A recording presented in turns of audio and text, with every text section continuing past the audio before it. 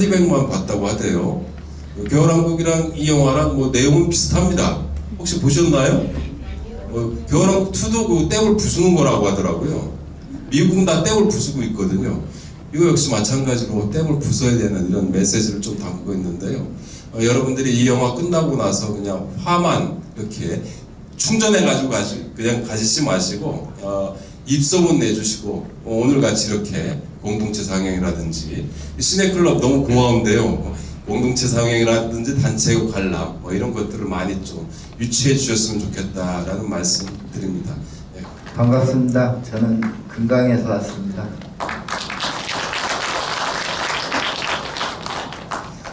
저는 4대강 취재하기 전에는 산 취재를 했습니다. 그리고 지역신문 기자이자 사장이었고요. 석산, 골프장, 산업 폐기물장 주로 이런 걸 많이 취재했는데요. 그러다가 4대강 처음 취재를 하게 됐는데 여기저기서 못하게 막는 거예요. 국가에서 하는 국책사업을 왜 지역신문이 반대하느냐라고 협박이 들어왔죠. 그리고 우리 신문사가 운영되기 어려울 정도로 압박이 들어오고요. 그래서 결국 그 신문사를 내려놓고 지금은 오마이뉴스 시민기자로 활동하고 있는데요. 저 같은 경우는 2008년부터 4대강 취재를 현장에서 다니고 있습니다. 그리고 1년에 제가 한 340일 강에 나갑니다. 여러분들이 직장에 나가듯이 똑같이 340일 정도 나가는데요. 한 100일 정도는 강에서 먹고 자고 합니다. 그 강에서 먹고 자고 하는 게 어떤 분들은 캠핑하는 거 좋지 않느냐라고 하는데 저는 강에서 먹고 자고 하는 이유가 경비를 줄이기 위해서. 그러니까 금강이 한 400km 정도 됩니다. 거기를 계속 다니는데 경비가 엄청나게 들어갑니다. 그래서 이제 그런 경비를 줄이려고 강에서 먹고 자고 하면서 취재하는데요. 지금까지 4대강 기사를 한 1700개가량 썼습니다.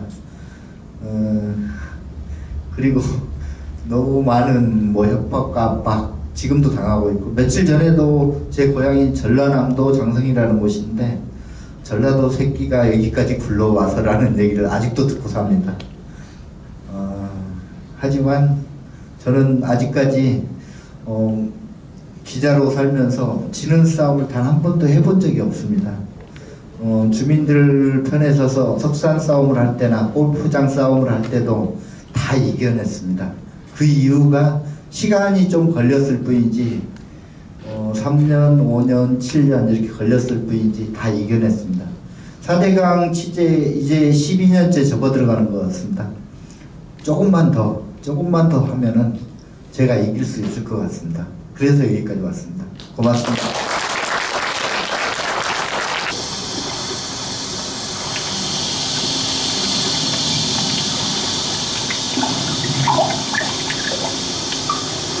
거머리처럼 손에 쫙 들어가면 완전 거머리. 원래 금강은 이 모래강이잖아요. 여기도 제가 처음에 4대강 사업 전만 하더라도 그냥 여울이 있는 다 모래강이었잖아요. 4대강 사업 이후로 지금 여기 보이는 것처럼 다 녹조만 있어요. 공주 같은 경우는 강물을 치수해서 식수로 사용했으니까요. 그랬는데 4대강 사업을 하고 나서 3개의 보가 막아졌거든요. 백제보, 공주보, 세종보가 막아지면서 물이 흐르지 못하고 움직임이 없다 보니까 물이 섞기 시작했던 거죠. 자, 이제 관객님들 자리에 앉으시고, 뒤에 앉아서 하겠습니다. 저는 이제 영화계에 한 20년 전에 종사해 본 적이 있는데, 이 영화를 보고 저는 처음에 약간 어리둥절했습니다. 왜냐하면 제가 알던 영화 개념하고 달랐기 때문에. 그런데 요즘 이제 유튜브도 발달하고 이러면서 그 영화에서는 이제 고발성 다큐라고 하는데 그 저널리즘 다큐멘터리라는 장르가 새로 생겼습니다. 이상호 기자의 다이빙 벨. 그 다음에 또 뭐 여러 가지 갑자기 생각이 안 나는데 여러 가지 많지 않습니까? 또 뭐 있지? 공범자. 공범자. 400. 그 MBC 최승욱 기자님이 PD님이 만든 그런 일련의 조금 이제 기자님들이 만든 영화가 되니까 약간 드라이하지. 뭐 감각적으로 살갑거나 이런 영화는 아닙니다. 하지만 이 영화는 저는 12년이라는 그 취재 기자가 함축하고 있는 그 에너지가 얼마나 대담한 것인가를 이 영화를 보고 느꼈습니다. 지금부터 질의의 응답을 하면서 자, 어려운 부분은 아주 김병기 감독님이 또 쉽게 설명하시는 타입입니다. 그래서 그 쑥스럽거나 서스럼 없이 하고 싶은 그 질문은 마구 해주셔도 좋겠습니다. 당시에는 조금 더 계셨죠. 이제 달마가 동쪽으로 간 까닭은이라는 그 영화나 그 영화의 예술미나 그 오늘 이 삽질에 대한 그 예술미는 다소 차이는 있을 텐데 그 느끼는 감동은 거의 동급 수준이었다고 생각하고요. 김 기자님한테 제가 간단하게 너무 감동 먹었어요. 큰빛 이끼벌레 그걸 드셨다는 그 대목에서 막 좀 울컥했는데 어떻게 그걸 끝내 밝히지 못했을 경우에는 죽음으로써 이걸 갖다 세상에 알리고자 했던 겁니까? 그거 간단하게 좀. 예. 4대강 사업이 준공되고 나서 정부는 계속해서 4대강의 수지를 2급수라고 했습니다. 제가 현장에서 매일 나가서 보고 만진 수지는 3급수, 4급수 이렇게 떨어졌던 겁니다. 그래서 4급수인데 국가는 계속해서 2급수라고 하고 그래서 그 물을 떠서 여러 연구기관에 분석을 의뢰를 했습니다. 하지만 단 한 곳도 해준 곳이 없습니다. 한 곳도. 그래서 제가 할 수 있는 방법이 제가 과학자 같으면 그 물을 분석해서 분석표를 내놓을 건데 제가 할 수 있는 방법이 딱 그 방법밖에 없었던 겁니다. 그래서 1년에 한 10차례 정도 강물을 떠서 먹는 방법. 그 물을 먹고 내가 내 몸으로 느끼는 증상을 기사로 쓸 수밖에 없었던 거고 그 큰빛 이끼벌레도 마찬가지입니다. 2014년도에 제가 처음 발견했는데요.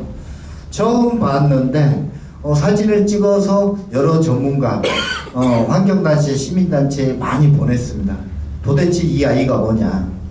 그랬는데 5분도 안 돼서 많은 이 답장들이 바로 왔는데요. 다들 모른다. 저는 기자입니다. 제가 지금 오마이뉴스 시민기자를 하고 있지만 기자로서 강에서 개 생명체가 나타났다. 단순하게 쓸 수 있는 문제는 아닙니다. 그리고 그 2014년도는 제가 제 인생에 있어서 최악의 해입니다. 2008년부터 저는 월급 받는 기자가 아닙니다. 제 돈으로 취재를 하다 보니까 거의 파산 지경에 이른 겁니다.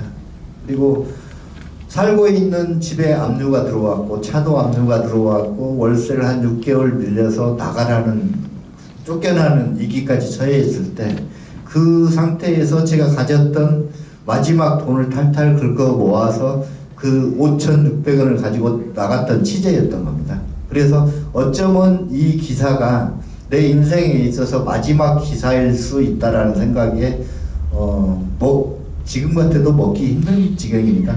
그 큰빛 이끼벌레는 시궁창에 악취 한 10배 정도 응집해 놓은 겁니다. 녹조를 먹고 살기 때문에. 그래서 어쩔 수 없이 손가락 2매들을 뜯어서 입에 넣었는데 첫 시큼합니다. 암모니아가 발생되고 있다는 거죠. 그래서 2번, 3번 씹다가 그냥 꿀꺽 삼켰는데요. 그때부터 제가 2013년도부터 지금까지 두통약을 먹고 있습니다. 오늘 또 제가 아까 식사하면서 그 얘기를 했는데 아침 먹고 약 먹고 점심 먹고 약 먹고 아까 조금 전에도 약을 먹었는데요. 엄청난 두통에 시달리고 있습니다. 사실은. 질문자 두 번째 질문이 안 계십니까? 그럴 때는 질문하시겠습니까?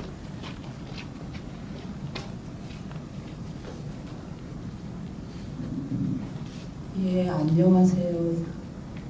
저는 너무 감동을 먹었지. 근데 어떻게 그렇게 그런 용기가 나시는지 정말 궁금하고요. 예, 간단한 소감으로 듣겠습니다. 시간 관계상 이제 좀 더 자세한 질문은 여기 아까 나눠진 유인물에 바보 주막이라는 데 가셔가지고 목을 좀 축이면서 감독님과 개별 질의 응답도 하시고 이 영화 마지막 꼭지를 위해서 소리샵 김창석 선생님께서 강에 대한 노래가 뭐가 있겠냐, 내게 강 같은 평화부터 낙동강 전혀 여러 가지가 있는데 영화 박치기의 주제가로 임진강도 이번에 4대 보호 사업 외에도 또 있었다는 이야기를 전해드렸습니다. 그래서 임진강이라는 제동평이라는 아주 유명한 노래 있는데 감명 깊은 노래를 듣고 임진강 노래 듣겠습니다. 박수로 맞이해 주십시오.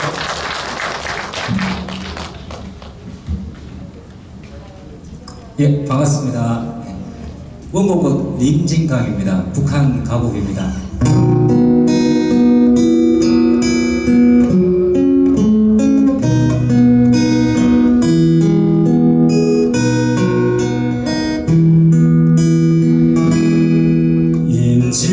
임진강 맑은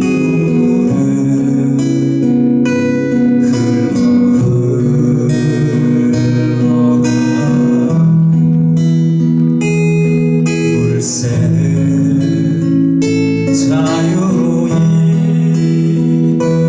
넘나들려 날고만 내 고향 남서옥 딸 보고파도 못하리 임진강 푸른 구물만 원하시고 가느냐 강 건너 달밭에서 가을 새만 슬기 울고 내 마른 들판에서 풀뿌리를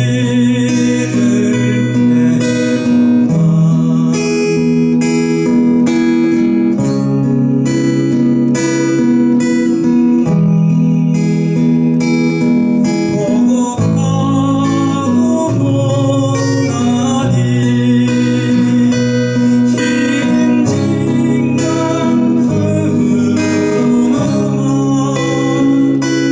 원하시고 흐르나 임진강 푸르만 원하시고 좋겠습니다. 네. 기억하자!